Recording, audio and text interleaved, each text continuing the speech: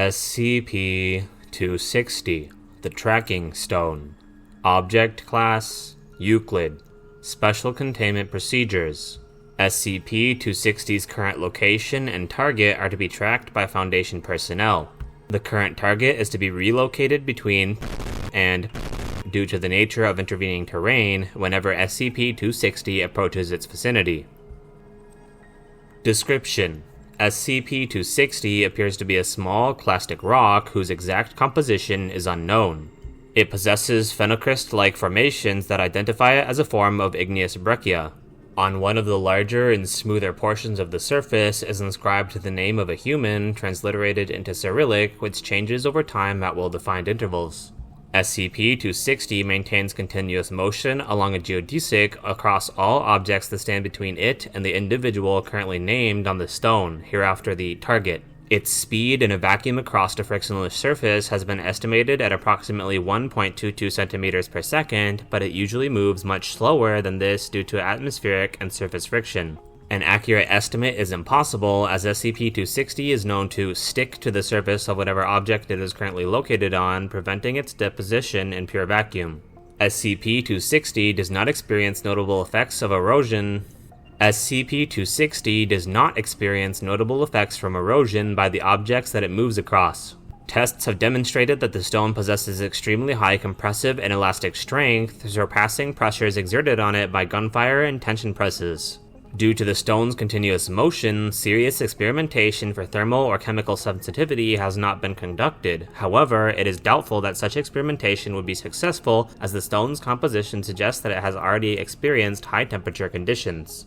Upon surface contact with the target, all attempts to remove or relocate either the target or the SCP become futile. SCP-260 begins to burrow into the target's body in the direction of the chest at a speed of approximately 0.5 centimeters per second. All organs along the SCP's path are pulverized. As soon as the target's vital signs cease, the stone immediately exits the body via the shortest route, whereupon the name of a new target appears on the same space as the previous name, and recommences motion. Typically, the new target is the person closest to the stone at the time in which it exits the body, but some variations have occurred. Consult the addendum for further information. Addendum: Test Log. The following scenarios were constructed as potential preventative measures to contain SCP-260. Scenario 1. SCP-260 was lured into a cubic concrete cell and locked inside. Result: upon reaching the edge of the floor and climbing halfway up the wall, SCP-260 ceased motion. Observers described it as flickering for several seconds between its natural coloration and a photographic negative, after which it vanished. The current target expired shortly thereafter. An autopsy revealed the stone's presence in the target's chest, having punctured the aorta and the pulmonary artery. Several seconds after discovery, the name of Dr. who performed the autopsy appeared on the stone, and he was immediately evacuated to a more secure location. Scenario 2. SCP-260 was lured into a hollow, open-ended rotational cylinder mounted on a fixed stand, hereafter referred to as a gerbil wheel, with its current target placed outside the cylinder with the aim of allowing the SCP to continue its motion while simultaneously retarding it with minimal effort. Result: after 57 hours and 22 minutes, SCP-260 ceased motion.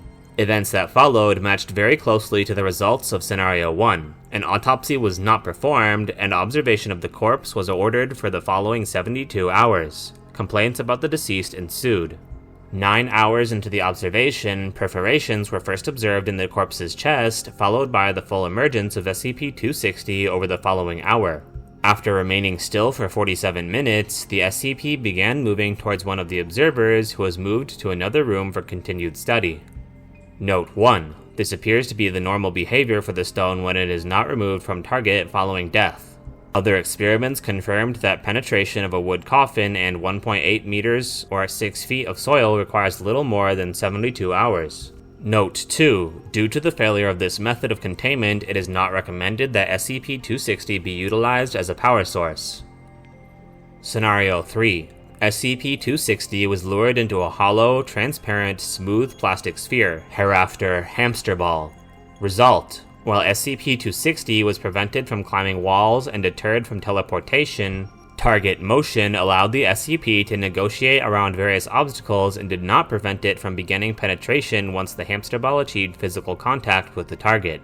At this point, Target panicked and attempted to leave the premises and was detained and terminated by Foundation agents. SCP-260 flickered as before, but immediately targeted Agent, who had first shot the target and changed motion accordingly. Agent was removed from the vicinity and the hamster ball was destroyed by gunfire. SCP-260 was unharmed. Note: prior to the target's termination, the hamster ball containing SCP-260 fell over the edge of an embankment during its pursuit. Observers noted that the ball fell normally, rather than gripping the wall and maintaining its speed as SCP-260 usually does, and retained its momentum at the bottom, causing SCP-260 to follow the target at much higher speeds.